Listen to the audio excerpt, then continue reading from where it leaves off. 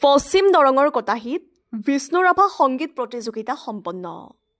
কটাহী লোককৃষ্টি অধ্যয়ন কেন্দ্ৰৰ উদ্যোগত দেশৰ ৭৯ সংখ্যক স্বাধীনতা দিৱস উপলক্ষে অনুষ্ঠিত হয় উক্ত প্ৰতিযোগিতা। প্ৰতিযোগিতাৰ মঞ্চ মুকলি কৰে মানৱ কল্যাণ সংস্থাৰ অধ্যক্ষ অতুল চন্দ্ৰ কলিতাই। প্ৰতিযোগিতাৰ অন্তত অনুষ্ঠিত হয় এটি চমু বঁটা প্ৰদান অনুষ্ঠান।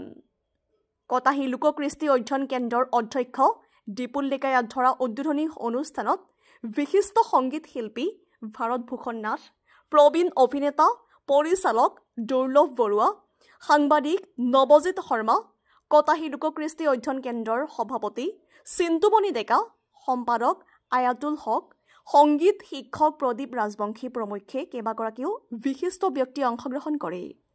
অনুষ্ঠানত প্ৰথম, দ্বিতীয় আৰু তৃতীয় শ্ৰেষ্ঠ প্ৰতিযোগী ক্ৰমে গাৰ্গী প্ৰিয়া কাশ্যপ, ৰঞ্জনী ৰাজবংশী আৰু নিবিৰ কুমাৰ নাথৰ উপৰিও হিয়াস্মিতা ডেকা, জুৰিমণি চৌধুৰী, তনয়া ডেকা, কিয়াৰ কানন কলিতাক বিশেষ বঁটা প্ৰদান কৰে। News desk report, AIN live.